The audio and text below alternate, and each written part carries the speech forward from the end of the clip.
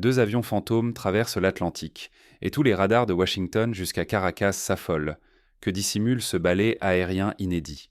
En pleine nuit, 2 énormes avions cargo de type IL-76, sans la moindre marque d'identification, surgissent soudain sur les écrans radars au-dessus de l'océan Atlantique. Leur point de départ, un aéroport militaire isolé, niché à l'ombre de Moscou. À peine repérés, ils s'évanouissent dans le silence radio, effaçant leurs traces au cœur de l'océan, puis réapparaissent mystérieusement, quelques heures plus tard, aux abords de l'Amérique du Sud. L'alerte est d'abord déclenchée par la Colombie. Les contrôleurs aériens repèrent dans ces silhouettes anonymes qui ignorent tous les appels et foncent droit vers le Venezuela. Rapidement, la rumeur enfle. La Russie livrerait en secret du matériel militaire à Caracas. L'information se propage à toute vitesse, secouant les chancelleries et semant l'inquiétude parmi les alliés des États-Unis. Côté russe et vénézuélien, c'est un silence de plomb. Aucun commentaire, aucune explication. Cette absence nourrit la panique et les spéculations. S'agit-il d'armes, de missiles, de technologies de pointe pour consolider le régime de Maduro? Sur les réseaux sociaux, la fièvre monte. Des images troublantes deviennent virales. On y distingue à l'aube les IL-76, massifs, atterrissant sur le tarmac de Caracas. D'autres vidéos montrent des containers gigantesques déchargés en secret sous haute protection, alors que des camions banalisés disparaissent vers une base inconnue. Chaque photo, chaque clip aiguise la curiosité et attise la peur. Ce scénario n'est pas qu'un nouvel épisode de la rivalité russo-américaine. À cet instant, tout peut basculer. La stabilité du continent, la crédibilité des gouvernements, la solidité des alliances historiques. Les marchés s'agitent, la presse s'enflamme et la population s'interroge: que transporter en ces avions et surtout de pourquoi ce secret absolu?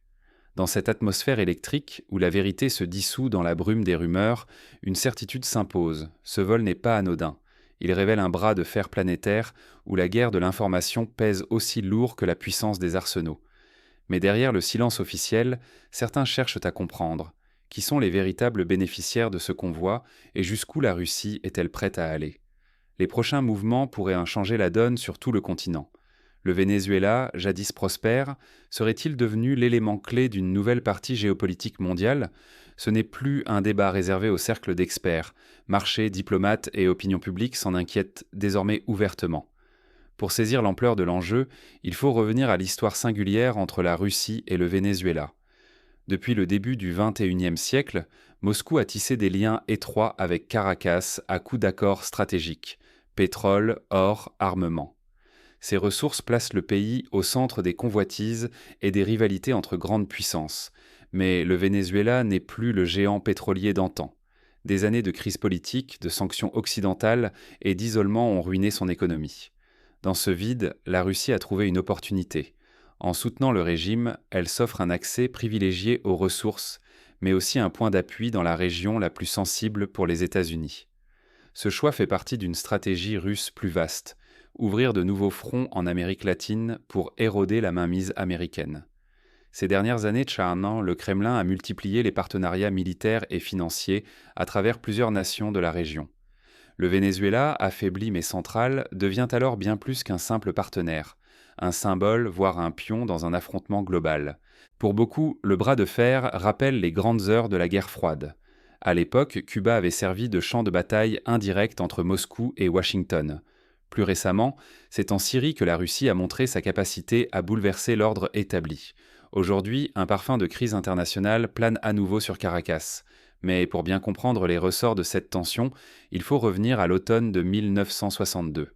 À cette époque, la crise des missiles de Cuba a failli plonger le monde entier dans une guerre nucléaire. Moscou avait alors envoyé des missiles balistiques à la Havane, déclenchant une riposte américaine d'une ampleur inédite. Pendant 13 jours, la planète a tremblé au rythme des ultimatums et des négociations de dernière minute. Aujourd'hui, certains analystes voient dans ce ballet aérien une réédition contemporaine de ce face-à-face, à la différence que l'arène s'est déplacée de Cuba vers Caracas. L'affrontement dépasse la force militaire. Désinformation, brouillage diplomatique et gestion des perceptions sont devenus des armes aussi puissantes que les missiles.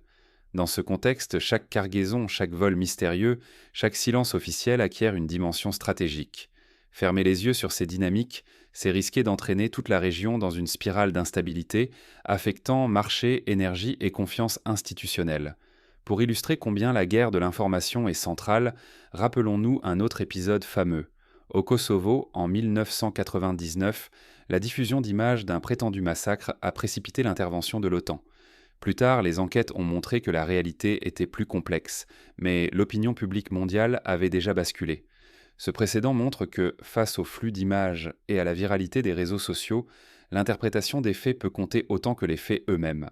Mais la tension atteint son comble quand la cargaison russe touche le sol vénézuélien et que soudain, tout s'arrête dans un silence pesant. Deux avions cargo venus de Moscou, atterrissant sans préavis, déclenchent alors une onde de choc. Que transportaient-ils et pourquoi tant de secrets autour de leur mission? Quand le silence des autorités devient assourdissant, la paranoïa prospère. Chaque image, chaque fragment d'information prend des airs de preuve accablantes. L'absence de communication officielle transforme la moindre rumeur en certitude, et la peur se répand bien au-delà des milieux spécialisés. Les premières heures sont marquées par la confusion. Les médias locaux s'alarment, relayant des bribes issues des réseaux sociaux et des canaux Telegram russes. On y voit défiler des vidéos tremblantes, des captures d'écran, des témoignages anonymes. Certains habitants jurent avoir perçu le grondement d'avions au-dessus de Caracas avant l'aube. Face au chaos, les analystes tentent de remettre de l'ordre. Américains et Vénézuéliens croisent leurs données, cartographient chaque convoi suspect, chaque détour inhabituel. Mais plus ils cherchent, plus le puzzle semble insoluble. Les images de la cargaison, volées par des drones civils, déchaînent les spéculations. Pour certains observateurs, ce sont des systèmes de guerre électroniques. D'autres y devinent des batteries de défense anti-aérienne, citant des noms russes comme Pantsir ou des équipements de brouillage. Une silhouette métallique sous une bâche suffit à convaincre que Moscou renforce discrètement l'arsenal de Caracas. Pour donner un exemple concret, en Syrie, l'arrivée soudaine de systèmes de défense S-300 avait été précédée d'un même balai d'avions cargo, déclenchant un emballement médiatique similaire. À l'époque, les images floues d'engins débarqués de nuit avaient provoqué une vague de spéculation sur le rapport de force régionale. Il a fallu plusieurs semaines pour que les autorités confirment officiellement la présence de ces équipements, le temps que la situation se stabilise et que la pression internationale retombe. Sur les forums et Twitter, la fièvre monte. Le hashtag Russie à Caracas explose, tandis que les chaînes d'infos titrent sur une nouvelle crise des missiles. Les fuites se multiplient, un conseiller proche du ministère laisse entendre que le contrat aurait été payé en pétrole et en or, ajoutant une couche d'opacité et de tension stratégique. L'emballement gagne les marchés. Les actions des entreprises américaines de défense grimpent en quelques heures, portées par la perspective d'une course à l'armement en Amérique latine. Simultanément, la volatilité des prix du pétrole s'accroît. Les traders redoutent des sanctions ou des ruptures d'approvisionnement. L'économie mondiale retient son souffle, consciente qu'un simple incident pourrait provoquer une escalade aux conséquences imprévisibles. Pour illustrer cette dynamique, souvenons-nous du printemps arabe, où chaque rumeur, chaque vidéo virale impactait instantanément les cours du pétrole et les places boursières, forçant les gouvernements à réagir parfois dans l'urgence, souvent à contretemps. Du côté officiel, c'est l'ambiguïté qui règne. À Moscou, on élude « Nous ne commentons pas le déplacement de nos aéronefs militaires ». À Caracas, silence radio, hormis l'annulation soudaine des apparitions du président Maduro. À Washington, prudence et agitation se mêlent. Un sénateur de Floride fustige la provocation russe à la télévision, déclenchant une tempête politique. L'ancien président Trump promet une réponse historique si la sécurité de l'hémisphère échappe menacée. Dans cet immense théâtre d'ombre, chaque déclaration, chaque cliché volé, chaque rumeur devient une arme de pression. L'opinion publique, bombardée d'informations contradictoires, oscille entre la crainte d'une guerre régionale et la fascination pour ce bras de fer opaque entre puissances. En coulisses, la crédibilité des gouvernements vacille. Une simple erreur d'interprétation, un tweet malheureux, et la spirale de l'escalade devient inarrêtable.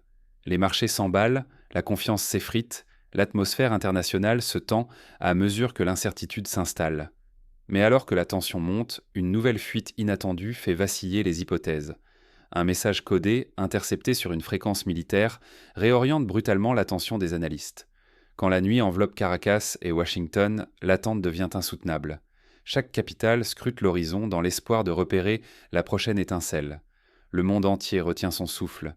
Fausse alerte, démonstration musclée ou prélude à un choc planétaire. Les stratèges de Moscou et Washington s'affrontent déjà dans l'ombre, jonglant avec tous les scénarios, Embargo économique, frappes ciblées, escalade progressive de la guerre psychologique. Aucun chef d'État ne veut être le premier à franchir la ligne rouge, mais tous s'y préparent, fébriles depuis des semaines. Dans les coulisses, la diplomatie s'habille de doubles discours. Les déclarations publiques oscillent entre fermeté et fausse sérénité. Pourtant, loin des projecteurs, les négociations secrètes s'intensifient comme jamais. Chaque phrase officielle masque une avalanche d'appels codés, de signaux à peine perceptibles. Moscou prétend honorer un ancien contrat, Washington promet vigilance extrême. Mais chacun sait que ces messages s'adressent aux alliés autant qu'aux rivaux. L'onde de choc du vol russe secoue bien plus que le Venezuela. Dans les couloirs de l'OTAN, l'inquiétude s'installe. Quelle riposte adopter, jusqu'où aller sans déclencher l'irréparable? Cuba, fidèle soutien de Moscou, y voit une chance de renforcer sa propre influence régionale. Le Brésil, prudent, jauge les conséquences pour la stabilité sud-américaine, refusant de se laisser entraîner dans un conflit qui le dépasserait. Les alliances se crispent, chaque mot pèse, car la moindre déclaration mal comprise pourrait précipiter l'escalade. En arrière-plan, un spectre familier revient hanter les esprits, celui d'une nouvelle crise des missiles sur le continent américain. L'automne de 1962 n'a jamais vraiment quitté la mémoire collective.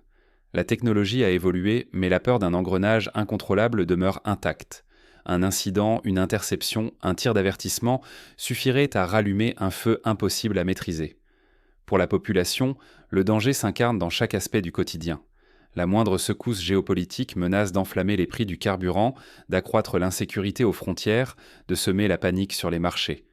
Les bourses mondiales réagissent au quart de tour, tandis que la confiance dans les institutions s'effrite sous le poids des rumeurs et de la désinformation. Pour donner un autre exemple, souvenons-nous de la crise ukrainienne en 2014.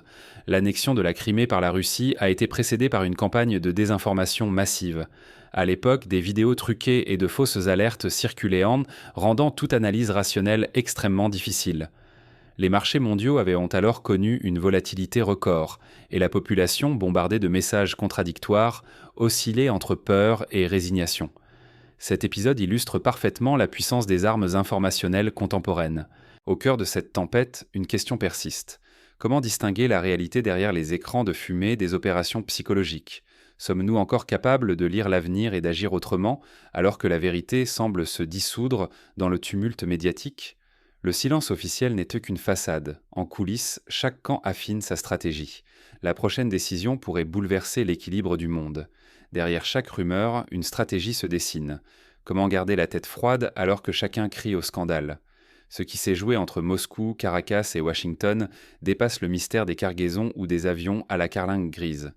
Ici, la guerre d'influence se mène par l'arme la plus insidieuse, la manipulation de l'information. Premier réflexe, apprendre à lire entre les lignes du langage diplomatique. Un communiqué soigneusement rédigé ne choisit jamais ses mots par hasard. Quand une déclaration évoque un transfert d'équipement technique, il peut s'agir d'armes, de menaces voilées ou d'un test calculé de la réaction adverse. Souvent, le véritable message circule dans les silences, les hésitations ou une simple photo relayée en boucle. Pour rendre ce conseil concret, prenons l'exemple du conflit en Géorgie en 2008. Les communiqués russes multipliaient les ambiguïtés, alternant annonces d'aide humanitaire et déploiement militaire. Les analystes qui ont su décrypter ces signaux faibles ont pu anticiper l'intervention avant même que les chars ne franchissent la frontière. Ce cas prouve que la lecture attentive du langage officiel, associée à une veille sur les détails, permet de mieux comprendre les jeux d'influence. Deuxième principe, ne jamais prendre une image virale ou une source anonyme pour argent comptant. Une vidéo mal cadrée d'un avion à l'aube, le témoignage vague d'un « expert » ne suffisent jamais à établir une vérité. Il faut recouper, fouiller, demander à qui profite cette version. Aujourd'hui, une information non vérifiée peut enflammer les marchés, précipiter une crise ou manipuler l'opinion publique en moins d'une journée. Pour illustrer ce point, rappelons-nous la fausse alerte nord-coréenne à Hawaï en 2018. Un simple message d'alerte envoyé par erreur a semé la panique auprès de plus d'1 million d'habitants, provoquant des scènes de chaos. Il a fallu plusieurs heures pour rétablir la vérité, le temps que la rumeur fasse le tour du monde et que les marchés réagissent. Ce cas prouve que la vérification et la patience sont essentielles avant d'agir ou de réagir à chaud. Maîtriser l'art de la guerre psychologique, c'est aussi comprendre que chaque État teste la résistance de ses rivaux sans jamais franchir ouvertement la ligne rouge. Un vol non annoncé, un silence soudain, et c'est la panique qui guette, Le prix du baril s'envole, une déclaration malheureuse est arrachée à la hâte. L'incertitude devient une arme, la réaction du public un précieux baromètre pour les stratèges. Dans ce brouillard, que faire pour ne pas perdre pied? Se rappeler que l'urgence est mauvaise conseillère. Multiplier les sources, chercher les contradictions, comparer les récits étrangers. Parfois, le silence d'un acteur en dit bien plus long qu'un communiqué officiel. Pour passer à l'action, adoptez la règle des 5 vérifications. Qui diffuse l'information? Quelle est sa source? Quand a-t-elle été publiée? Où exactement se situe l'événement? Pourquoi ce timing? Cette grille d'analyse, utilisée par les agences de renseignement, aide à démêler le vrai du faux et à neutraliser la manipulation. Elle permet aussi de prendre du recul face à l'émotion et de garder la maîtrise de ses réactions. Aujourd'hui, confondre information et manipulation, c'est perdre son pouvoir de citoyen. Dans un monde où tout peut se retourner, garder son esprit critique est la dernière défense. La prochaine fois qu'un événement surgira, serez-vous prêt à déceler les signaux faibles avant qu'il ne soit trop tard? Le balai des avions n'est que la surface de la crise. Derrière ces vols, les enjeux économiques et politiques s'en mêlent, forçant chaque acteur à révéler ses failles. Pour anticiper ce type de crise, chaque citoyen peut s'inspirer du travail des analystes professionnels, dresser une chronologie des faits, lister les acteurs impliqués, relever les contradictions. Cette méthode simple, appliquée lors de la crise des Balkans à la fin des années 90, a permis à des chercheurs d'anticiper des mouvements de troupes et de prévenir des escalades. En appliquant ces principes à l'actualité, chacun devient un acteur averti, capable de résister au tumulte. La prochaine crise internationale commencera sans doute comme tant d'autres. Un simple point lumineux sur un écran radar, un vol discret, puis le silence radio. Saurez-vous reconnaître ce signe avant-coureur? Derrière ce mouvement anodin, l'histoire s'écrit et les équilibres vacillent. Chaque nuit, lorsqu'un avion traverse l'Atlantique, c'est bien plus que du fret qui franchit l'océan. Ce sont les lignes invisibles d'un nouveau front géopolitique qui prennent forme, dessinées par les rivalités entre puissances. Guerre de l'information, désinformation, gestion des perceptions. Les armes sont désormais autant psychologiques que matérielles. L'affaire du vol russe vers le Venezuela en est la preuve éclatante. En quelques heures, une silhouette furtive dans le ciel a déclenché des réactions en chaîne. Marché financier fébrile, tensions ravivées entre États, défiance publique amplifiée. La panique s'est insinuée jusque dans les portefeuilles ponts des épargnants, illustrant combien l'équilibre mondial est fragile. Pour aller plus loin, imaginez le scénario suivant. Une nouvelle crise éclate, cette fois-ci en Asie du Sud-Est. 2 avions anonymes survolent la mer de Chine méridionale, disparaissent des radars, puis réapparaissent près d'un port contesté. Immédiatement, les réseaux sociaux s'enflamment. Les médias occidentaux titrent sur une provocation majeure. Les marchés asiatiques plongent, la population s'inquiète, et les chancelleries s'accusent mutuellement de manipulation. Ce scénario plausible montre combien le schéma observé à Caracas peut se reproduire ailleurs à tout moment. Notre tranquillité d'esprit ne tient parfois qu'à un tweet, une vidéo floue, une rumeur partagée par un inconnu. La peur, aujourd'hui, circule plus vite qu'aucun avion cargo. Ce qui s'est joué dans le ciel de Caracas dépasse les états-majors. C'est toute la société qui reçoit le choc des narratifs opposés et des vérités brouillées. Là réside la menace véritable, la confusion, le doute, l'érosion de la confiance. Face à l'emballement médiatique d'un incident lointain, il faut se demander: suis-je simple spectateur ou acteur capable de relier les faits et de questionner les récits? Votre vigilance vaut plus que jamais. Dans ce monde saturé de manipulation, chaque citoyen détient un pouvoir inédit, celui de résister à la panique, d'exiger la clarté, de chercher le détail qui compte, car chaque crise globale commence souvent par un signal ignoré. Rester attentif, c'est refuser d'être instrumentalisé. Reconnaître le sens sous le tumulte, c'est reprendre la main sur notre destin collectif.